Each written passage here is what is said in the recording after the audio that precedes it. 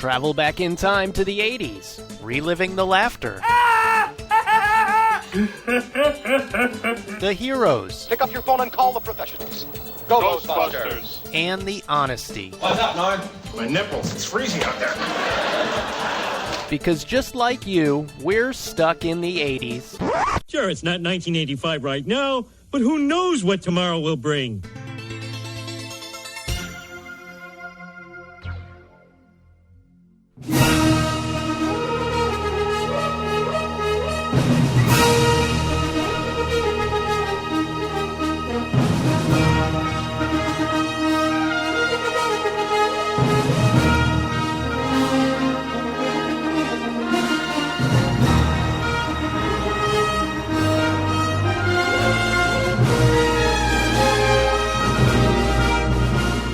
Howdy, partners, and welcome to Stuck in the 80s. It's your host, Brad in L.A.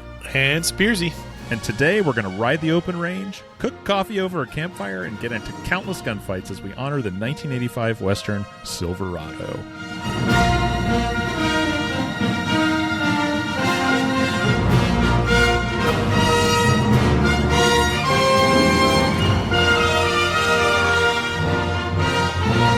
Stuck in the 80s is now listener-supported via Patreon. Join us for VIP happy hours and more when you join it at patreon.com/stuckinthe80spodcast. Well, look at this. Two of my favorite people in the world talking to each other. Steve joining us today. He hasn't had a drink of whiskey or slept in a bed for 10 days. It's our old riding buddy, Drew. You used to ride with that guy? Yeah, but my mother called me Slick. Calvin Stanhope. But my mother called me Slick. I can see why. I promise not to make stupid Western jokes the whole show, but I think I got it out of my system now. That's the whole point of Silverado, is the stupid Western jokes. That's why it's such a great film. I think you may be right. Before we get to that, I know what you're thinking. How on earth did we get Steve, I don't like Westerns, Spears, on board for this topic? Two things. Relentless pressure and compromising photographs. The goat was not hurt. I was told this was going to be a podcast about Chevy pickup trucks. Mister, you got a lot to learn about people.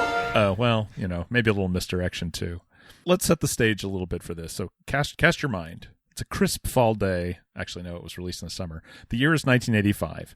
5 years earlier, a sweeping Western with a sparkling ensemble cast, Heaven's Gate, fizzled out so badly it cratered the Western genre probably forever. But Lawrence Kasdan, he had a little juice at that time. He'd just come off screenwriter credits for Raiders, Empire Strikes Back, this little picture called Return of the Jedi. He wrote and directed The Big Chill. So he cashed in a little bit of that something, and convinced Columbia Pictures to greenlight Silverado. Come on, buy a drink. You ain't got any money. All right, you buy me a drink. The plot, I'm not even going to try and summarize the plot. It's too much. 4 cowboys ride around together doing cowboy stuff. I think there's a better way to approach this. First question, though. Drew, did you see this in the theater? I'm pretty sure I did. My dad was a huge Westerns fan. We saw everything. So I'm like 99% sure that we went into theaters to see this. Okay. So you were probably one of the 10 people that saw Heaven's Gate too. Probably. Did they release Heaven's Gate? I thought for a reason it was only out for a little while. Yeah, it was out for like 2 weeks or something crazy like that, and then they recut it. Anyway, this is a different podcast. Yeah. We'll talk about that in another show. Yeah, but we've seen all these different wonderful Westerns. It was like my dad's favorite genre, so that's what I'm sure I saw it in theaters. Nice. Yeah, I did not see it in the theater, and I don't remember when I first saw it, but it was, this is one of those kind of love at first sight movies for me. Yeah. Steve, I'm going to guess you didn't see this in the theater? I saw this 4 days ago. Yeah. And the theaters aren't open right now, so pretty sure. Yeah, so, no, not in the theater. Okay, so, I don't think this did not do big business. It opened against Back to the Future. So, forget it. They're screwed. Again, the huge ensemble cast, right? The primary characters are Scott Glenn as Emmett. No man could die of thirst before anybody offered him a drink around here. Kevin Kline as Payton. Hate to see any man swing. It's bad luck. Kevin Costner as Emmett's brother Jake. I told you to practice on horses not moving, huh? and Danny Glover as Malachi. If I find any cattle on our land after tomorrow, I'm going to start carving them into steaks. But around them is this just bouquet of stars. Yeah, it's nuts. I mean, the group of people that he got for this is really, I mean, you got Brian Dennehy, Jeff Goldblum, James Gammon, John Cleese shows up. Yeah, John Cleese is so great in this as a small town sheriff. He walks in and drops the Monty Python cop line as he comes in the door. I was wondering if anyone else caught that. Did you notice that, Spears? Yeah. Right off the bat, that was the first big laugh of the movie. What's all this then? Oh, Amanda Weiss, fresh off of Better. I got a text the other night from Drew. Amanda Weiss is a prostitute in this movie. I'm like, well, everyone's got bills to pay, man.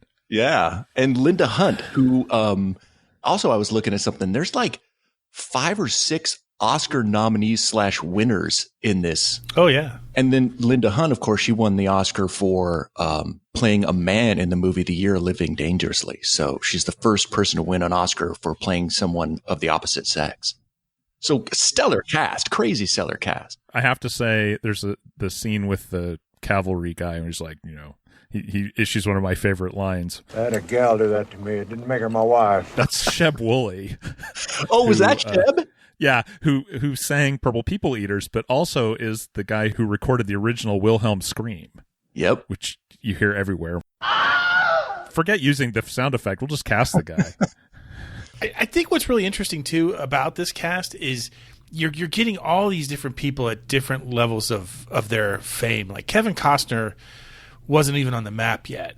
He had done Fandango, and American Flyers would come out the same year as Silverado, but still not a household name. Scott Glenn, on the other hand, was on fire. He had done Urban Cowboy, Personal Best, The Right Stuff, and I mean he had stuff dating back to the 60s. Yeah. Kevin Kline, who I think got top billing on this movie, had Sophie's Choice in The Big Chill, and then Danny Glover was on the cusp of fame. He had done still on the Witness. upswing. Yeah, he had done Witness, and he'd been in Hill Street Blues and literally every 80s TV show there ever was. BJ and the Bear, Lou Grant, Greatest American Hero. But his big breakthrough, if it's not this one, would be Color Purple, which also came out in 1985. You kind of know the story behind this, right? I mean, why Kevin Kline and Jeff Goldblum and Kevin Costner are in this, right? Because it was Kasdan. He had just done The Big Chill, and famously Kevin Costner played a role in that where he was the dead guy. But he had a whole scene where he had a suicide scene in the beginning of the movie. Yeah. And they cut it because Kasdan was like, I can't start a kind of a dramedy, a comedy film with a suicide. So he completely cut out Kevin Costner's role. And then he felt so bad for doing it because he liked Kevin Costner so much that's kind of why he decided to do Silverado next and to give Kevin Costner that role of Jake. So it was kind of a, hey, I'm sorry for cutting you out of the role. Let's do this movie. And that's, again, because Kevin Kline and Jeff Goldblum were both in The Big Chill. And, Jeff Goldblum's kind of an odd character. And no, he's always an odd character. Sheriff, I'm a gambler who'd like to run an honest game here in your town. But he's an odd character. He kind of is. Yeah. He's Period. Just kind of, Stop. But that's kind of how this movie got made, is because of Kasdan feeling bad for Costner. Well, wasn't that kind of a Hollywood thing at the time? I mean, wasn't that that's almost a Hollywood tradition, at least of that era, that, if you got wronged by a director in one movie, there was always the unwritten rule that he's gonna make good by it. Yeah, in the a little future. bit of patronage there. Yeah, a little bit of like, hey, we'll make it up to you in the next one. Yeah, they still try that, by the way. I still get that all the time. Hey, will you cut this spot for me? I'll make it up to you on the next one. Yeah. How's that working out for you, Drew? Does not work out anymore. Yeah. I think that the cast is really well used in this. Brian Dennehy is just fantastic as the slightly bad guy sheriff. I hate to see this kind of thing in my town. I'm going to have to look into this. James Gammon has a really small part, but he makes the most of it as, the kind of, what would you call him? Just an outlaw. Yeah. Crime outlaw leader. Guy. Dude? Yeah. Yeah. I think there's only a couple of guys up there, and this asshole is one of them. I love that scene. It's so great. And his voice is so recognizable. The first time I saw Major League. I was like, oh my God, it's the guy from the Canyon. Yeah. Little known fact, that crime boss's great grandson went on to manage the Cleveland Indians. So again, I think this is not maybe an amazing Western. Like I said, the plot is hard to describe because there's so much of it, and the movie is long. It's 2 hours and 15 minutes, and you might notice when you see this that Rosanna Arquette gets big billing, but her character's barely in it, and it's hard to figure out what she's even doing. But she's most really of her stuff got cut. Yeah, her stuff got cut. So but she still gets paid, so I guess that's okay. You came all the way out here just to tell me you're going to California.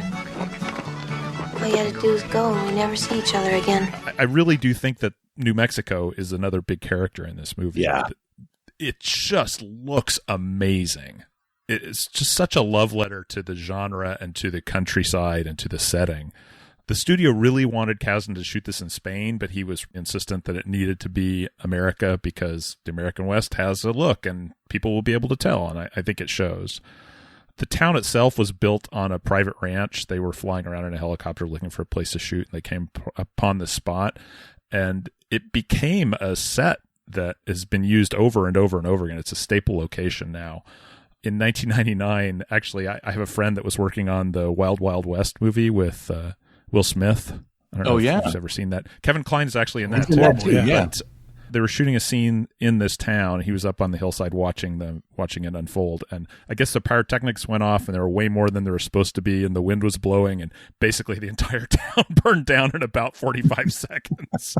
The guy's like, it's one of those moments where you see the first house catch on fire and he's just like, we're done here. He turns around and walks away. Oh, man. But they've since rebuilt it. And it's, if you, any Western you've seen in the last probably 20 years has shot there. Yeah, they actually also have, I believe Wyatt Earp was shot there, which was, again, Kevin Costner and Lawrence Kasdan. But there is a Kasdan Steelworks building there as kind of a nod to Lawrence Kasdan. Well, Young Guns, too. Yeah. Like we said, I mean, so many Westerns. The other 80s Western? Yeah. You're in it now. It's going to get mean. Let's talk a little bit about the storyline. Maybe you guys can do a better job of explaining it than I can. I just like to sit and watch this movie and let it wash over me. But there is a sequence of things that happens. It's just each of the main four characters has a kind of a through line, and they kind of blend and they kind of don't. Yeah, it's into the town of Silverado. There's a land grab going on. In any good Western, there's a land grab, and the McKendricks are wanting to take over everything, and standing in their way is actually kind of Danny Glover's character, his dad. His dad has some ranch land. As a farm holder. Yeah. Yeah, I mean, it's ranchers versus farmers. It's you know, a tale as old as Westerns. Those homesteaders you brought in with you going to make it worse. They come into this office to stake their claims. It's going to be the start of big trouble. And then Emmett and Jake get involved because his brother-in-law is the town... not the recorder. What runs the land office? Yeah, he runs that job. Which that guy? Did you notice who that guy was? Who plays the brother-in-law? No, he was in Home Improvement. He played the neighbor who always was on the other side of the fence. Oh my gosh! And half the time when you see him, he's bandaged up, so you can't see his face. Exactly. So he runs the land office. So that's why they get involved, is because it's Emmett and Jake, and then Payton's just along for the ride. I mean, he gets involved because he's friends with he's friends with Brian Dennehy, who's kind of leading the bad guys. Spoilers. Yeah, he's the local. Yeah, exactly. The local corrupt sheriff who used to be an outlaw. So they all have their little connections to this overall land grab. That's really the main thing of it. And of course, as things get nastier, they get nastier, and they're on the side of justice. Yeah, so it's okay. Yeah, I mean, this movie has got a body count. There's a shootout every 10 minutes. You ever seen what a Henry rifle can do in the hands of somebody who knows how to use it? Who would that be? You? Yes, and one of the things is, like, we talk about the Western tropes, that this thing just kind of, I love how it plays with them. One of my favorite things is, I don't know if you guys noticed, but usually in Westerns, they'll shoot around like they'll wait for the guy to stick his head out from around the corner and then they shoot him. This one, they just shoot him through the walls, or they, shoot him through a doorway, or, they don't they don't stress about trying to keep exactly some of those Western tropes. And one of my other favorite things is when they talk about hanging Kevin Costner's character, Jake. Blind Pete always said you'd hang. And I guess tomorrow at dawn, he'll prove him right. And then he's like, 10 a.m. Yeah. He goes, oh, that's right. I always thought they did it at dawn. I just love that little. The other thing you mentioned about the shooting, I don't think any of the primary cast members miss a shot the entire movie. I mean, these guys are, Red Dead Redemption, Deadeye, perfect every time. Well, I mean, they said that early on when he says, again, when they've sprung Jake and they're racing away, and the guy says about Malachi. You idiot, he's hit everything he's aimed at. It's like, yep. Yes, he has. And then the great look from Emmett as he's running into the bad guy's camp. He's going to go release the horses. Oh, right. And so he's trying to make it look like he's shooting at him. He's like, hey. A little too close.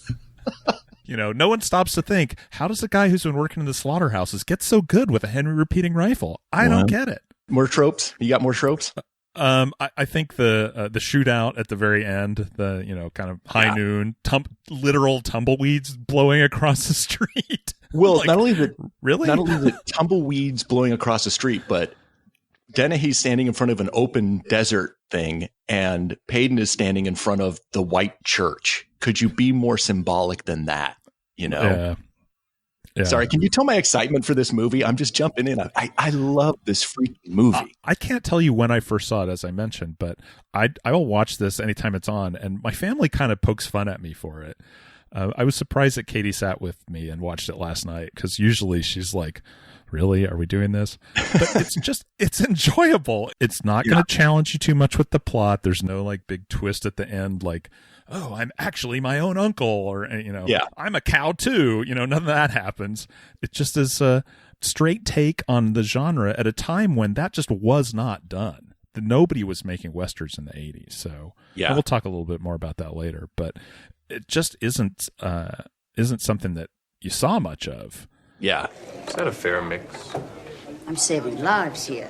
The straight stuff would raise a blood blister on boot leather. I meant it seemed like a lot of whiskey. Steve, as the guy who just saw this for the first time, I really want to try and get some of your impressions for our listeners who maybe haven't seen it, to make them think about, whether it's worth, putting their eyeballs on this for 2 hours and 13 minutes. I think it's the ensemble aspect of it that I was really dumbfounded by, that not in a good way. I knew it had Costner. You had told me 2 or 3 people that were in it. You didn't tell me that there's 15 people you're going to recognize that are in this. And I remember seeing Jeff Goldblum, and I'm thinking, well, this is going to be interesting. He's going to have he's certainly not going to be a villain. And it's like, he's a villain. When is Jeff Goldblum ever a villain? And I guess it kept surprising me. The other thing I thought was, I liked Brian Dennehy for like 3/4 of the movie. Yes. I'm like, I could see where if he offers me the job that Kevin Kline says, and like, here's a great job, you're going to make a lot of money.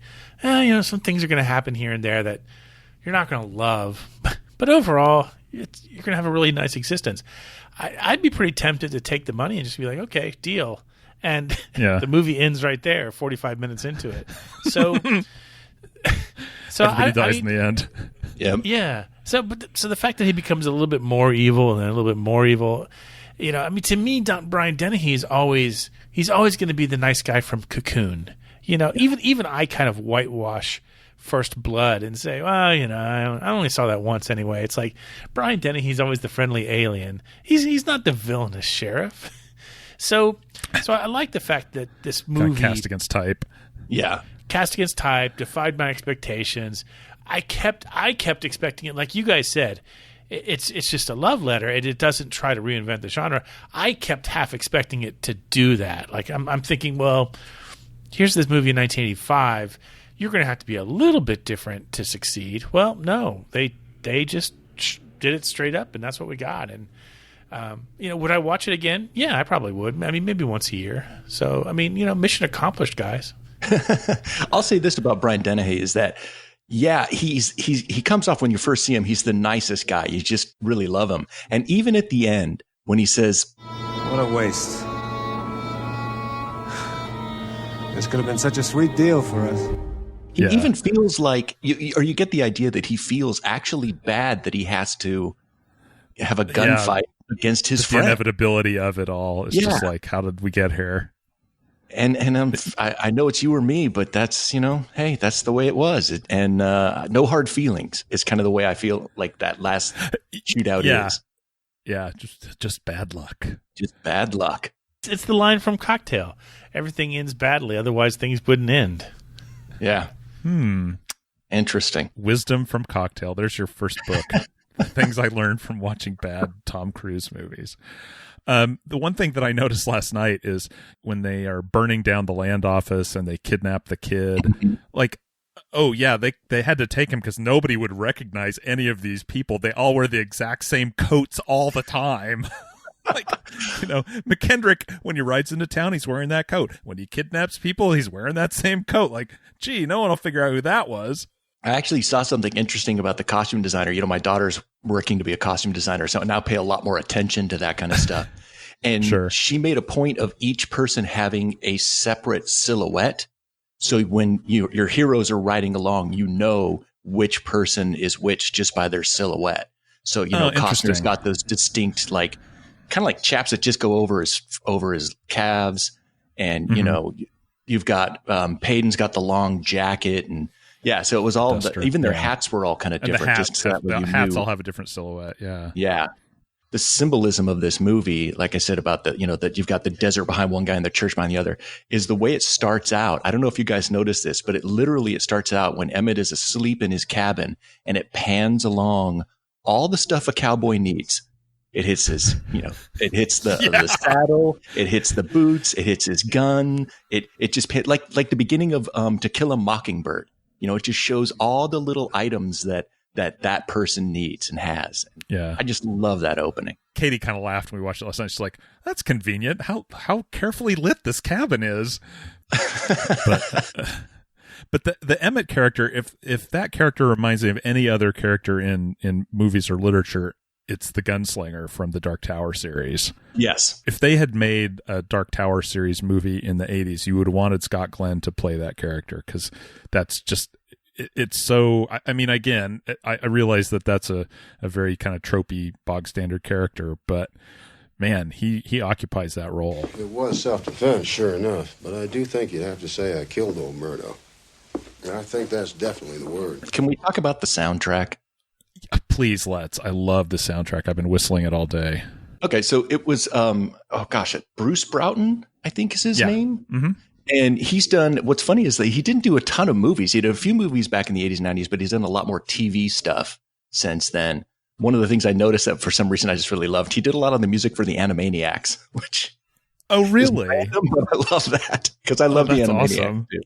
Yeah, but I just think it's one of the great soundtracks is the hero theme that he has, as they start riding into Silverado for the last thing. And it's just like...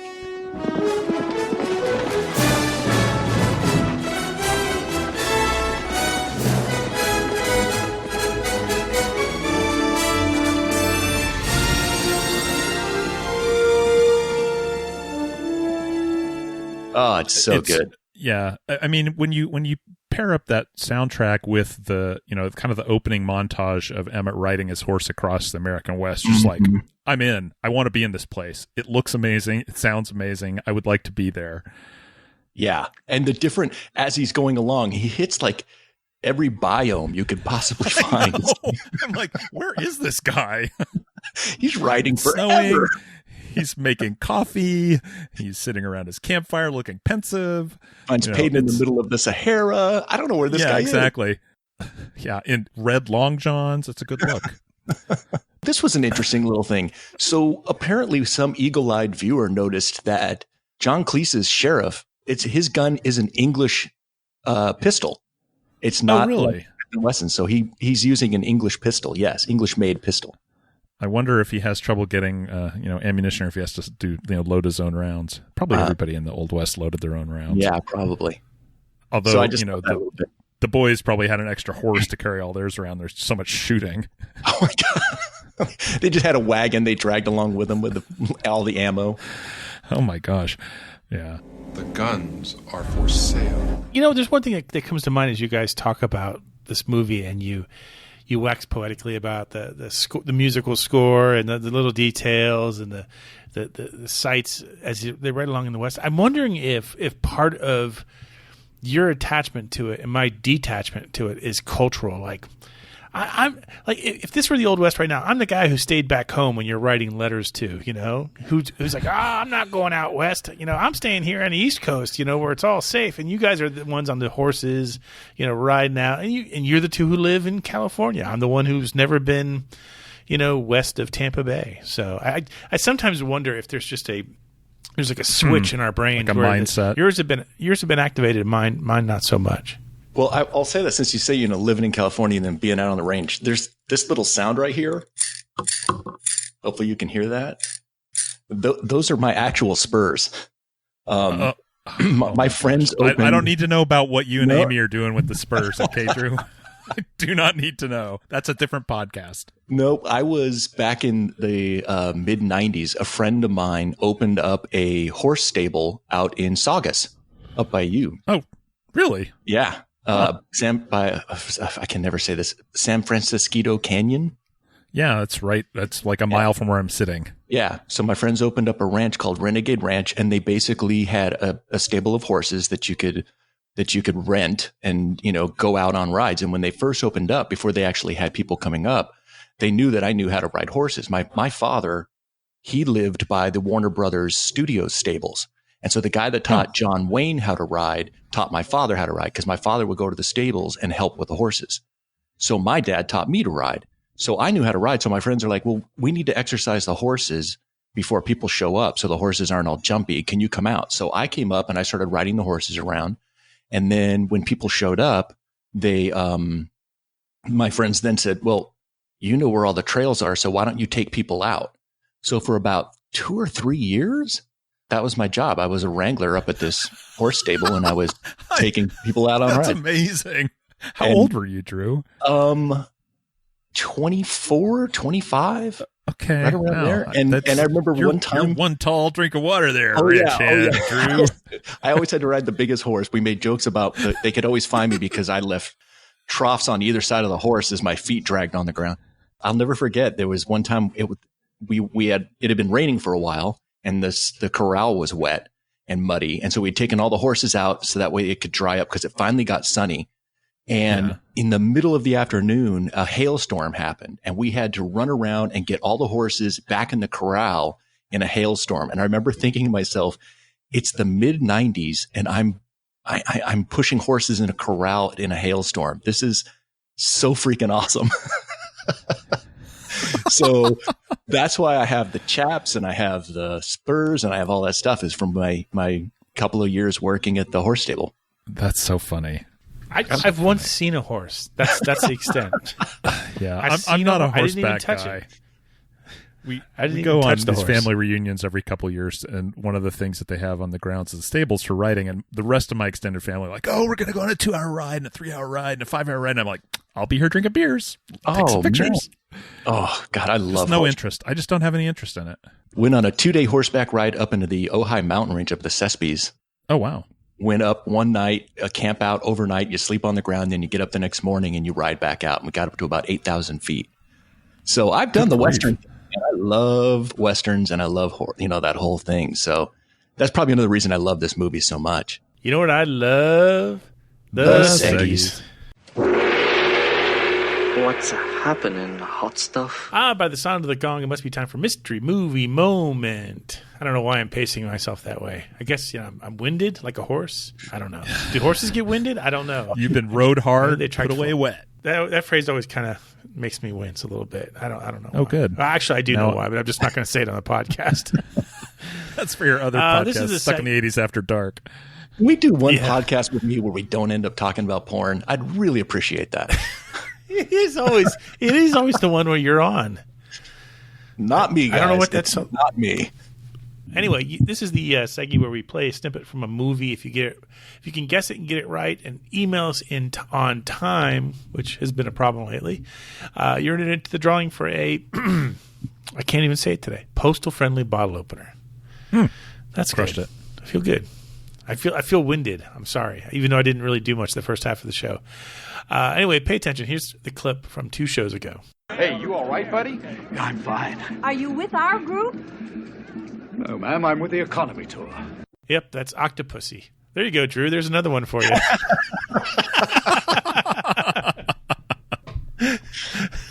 We did love. And to deserve this. So much fun. Anyway, Brad, read some of the winners. Winners this week include Darren in Ukaipa, Mark the Postal Friendly Mailman, Chip in Maryland, Kevin Crescent Wench, Miles in L.A., Mike in Oz, Scott Rubenstein, Peter Ryan, Lou, Sweet Lou Greeley, and Charles Parker. Dudes. All dudes. Are we surprised? No, we are not surprised. Nope. The ladies do not watch the James Bond. Not really. Not too often. I forget what we do here. We play another clip. We talk about this okay. movie, maybe. I tried to find a clip. I decided to use this movie, and I tried to find a clip with the guy, Vijay Armitage, who is a tennis player. There's a scene where he basically uses a tennis racket. His character uses a tennis. It's hilarious, but it's all just sound effects and boing and cars racing and stuff. So it wasn't really working. So I went with this clip instead. It's an underrated Bond movie of the 80s. I mean, people always think of For Your Eyes Only, but I think Octopussy's just as good of a movie. The cast, not the cast. The plot is a little more convoluted. Like there's 3 or 4 storylines that you're trying to figure out what the heck's going on with the Fabergé egg, and then there's a nuclear bomb. This is the circus one, right? The circus one. This is the circus. Yeah, the circus one. That was weird. The name is unnecessary, but other than that, it's a fine movie, and I would rather watch this 100 times in a row before I am forced to sit down and watch A View to a Kill again. So fair. Pay attention. Here's this week's mystery clip. It's good to see you. Good seeing you. You know, I said to Jerome, I said, that sure looks like Marcus's van. Our old team van. If you know it, email us at podcast@sitds.com and tune in a couple of weeks to find out if you're a winner.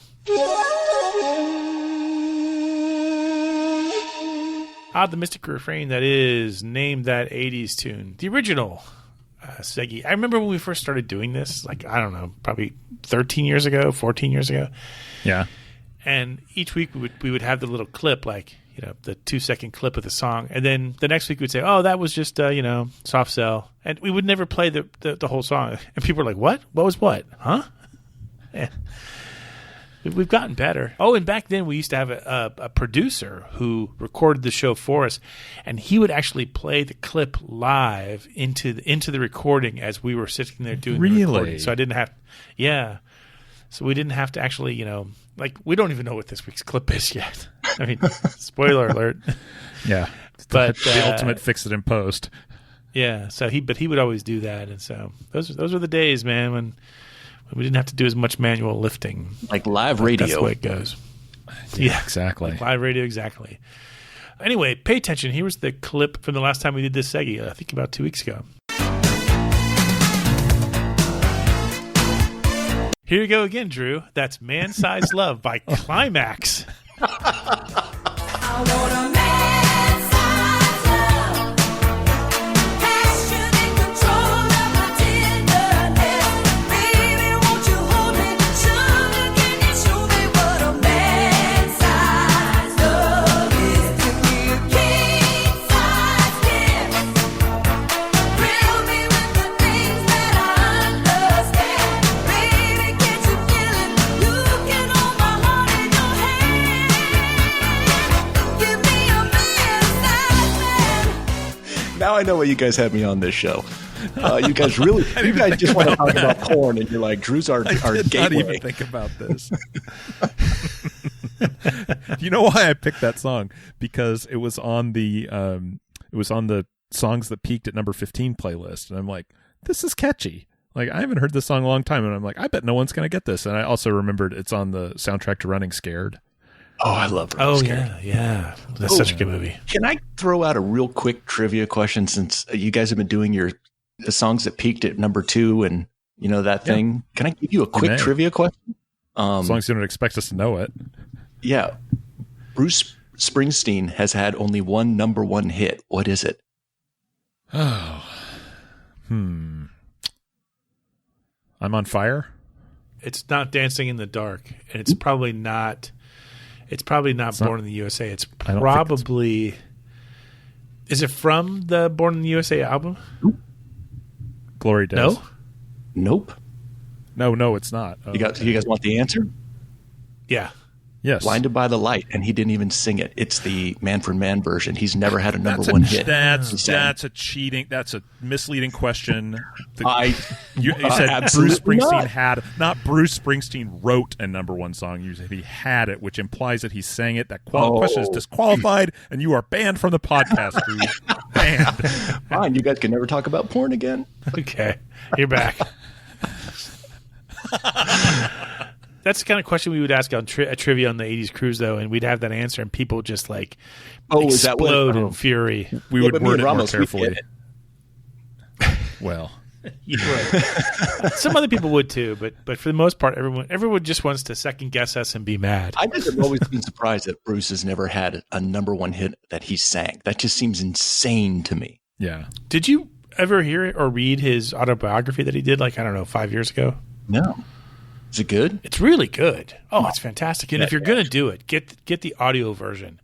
But he talks about the fact that I don't think he made any money until it might have been until Born in the USA. Until he finally was able to break into the black. He was losing money all those years. Wow. So crazy, I know, but that's the way it goes. So anyway, Brad, read some winners. Winners this week include Crispy Critter, Kevin Serving Winch, and Kyle K. in Arkansas, who writes, "This week's mystery tune is the song I imagine that the future Mrs. Spearsy will be dedicating at the wedding to her new husband. Everyone raise a glass to my man-sized love, Steve Spears." This song comes from the cleverly spelled all-female band from L.A. called Climax. Okay, Kyle. You just made the list. Yeah. Tell the wife to skip this episode again. Anyway, let's spin the wheel and find out who takes home some swag. Brad? Oh, let's let Drew do it this week. Yeah. All right. Let me stretch. I haven't done the wheel in forever, so. All right, here we go. God. Yikes. There's definitely a muscle tear involved there. I think I pulled my labrum.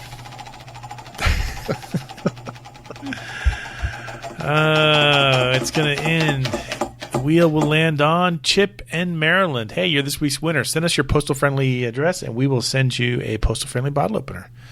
In the meantime, pay attention. Here's this week's mystery clip.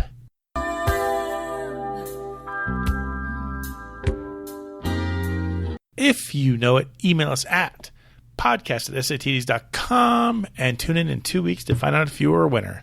We'll be right back after this commercial break. What a beautiful drink.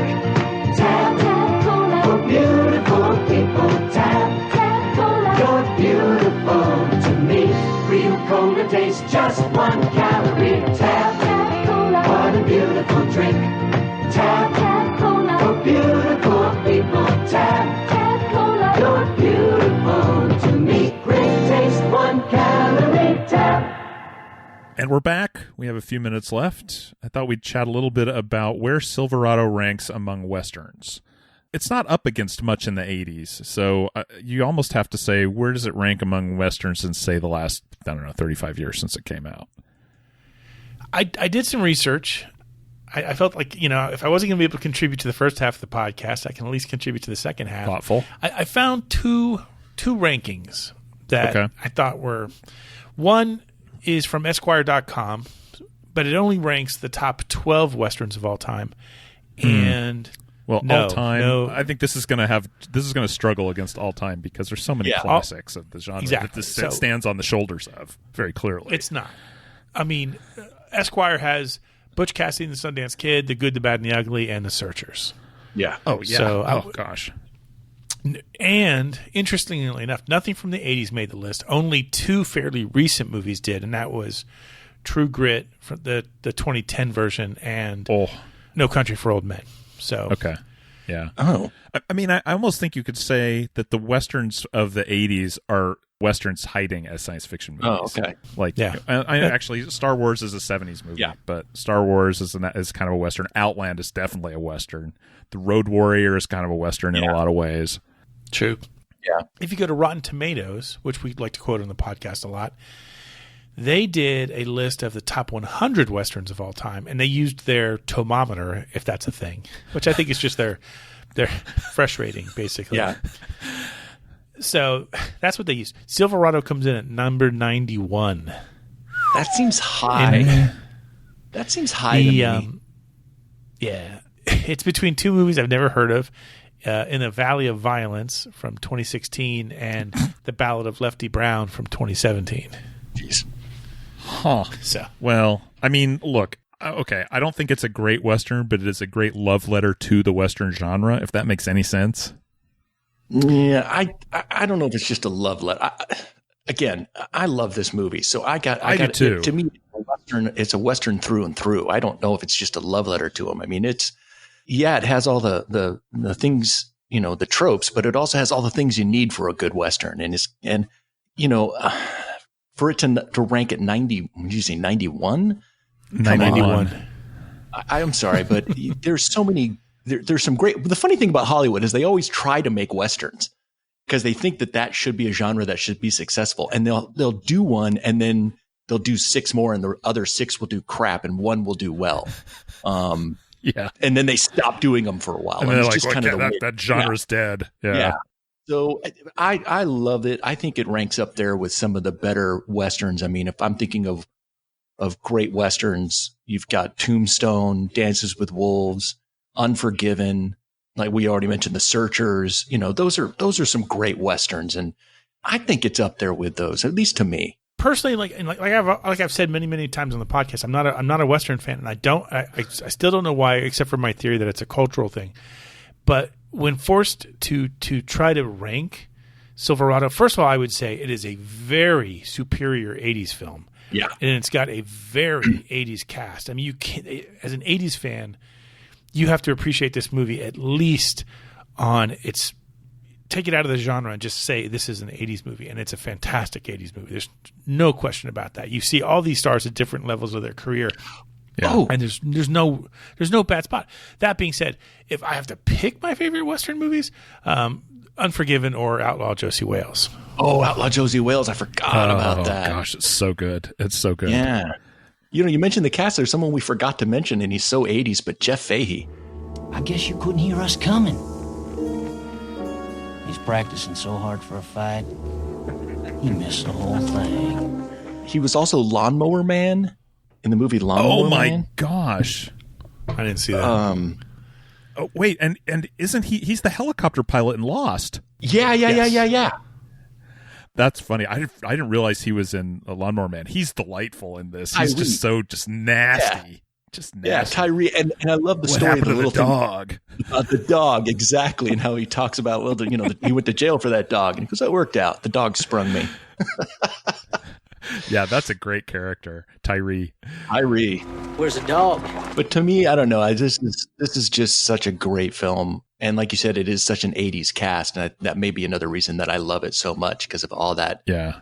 Well, I mean, I just don't think you can go wrong with the sweeping vistas. The soundtrack is just peerless. It fits the material so well. The cast is outstanding. Everyone hits their spots. You get these great little moments where you get a little bit of Beth from Better Off Dead. You get John Cleese shows up. The manager of the Cleveland Indians is here for a minute, and it all just makes this. It makes this picture that's just, it's fun to watch. Whether it's great or not, I don't know. I can't tell you whether it's great. I'm just a podcaster. But I think that as a movie, it is extraordinarily entertaining. I think it really holds up. It's easy for a Western to hold up because it's already a period piece to start with. But I just think that this is, as Steve said, it's not just a good movie. It's a great 80s movie. Yeah. And that's probably more due to the cast than anything. But I think you can give Kasdan some credit, too. I mean, he's bringing his sensibility to it as well. Mm-hmm. At the end of Silverado, Jake yells, "We'll be back," as he and Emmett ride off. It opens the door for a sequel. We're still waiting. That sequel has yet to arrive. So 35 years later, we're still wondering what happened. Do the boys make it to California? Is Payton still the sheriff? Did Mal and his sister go back to Chicago? Most importantly, did Roseanne Arquette actually grow any food? We may never know the answer to these questions, but while we ponder them, Drew, Steve, and I will be right here, sitting around the campfire and hopelessly stuck in the 80s. We'll be back!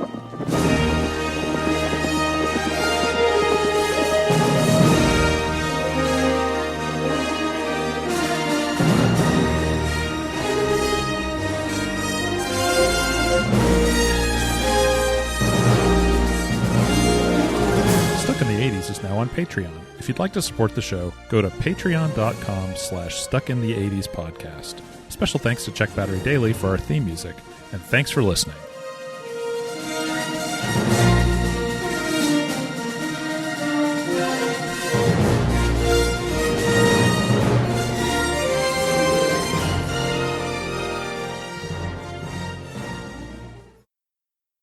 Howdy, partners, and welcome to Stuck in the 80s. It's your host, Brad in L.A.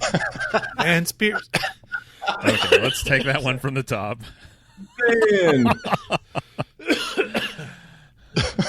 And scene.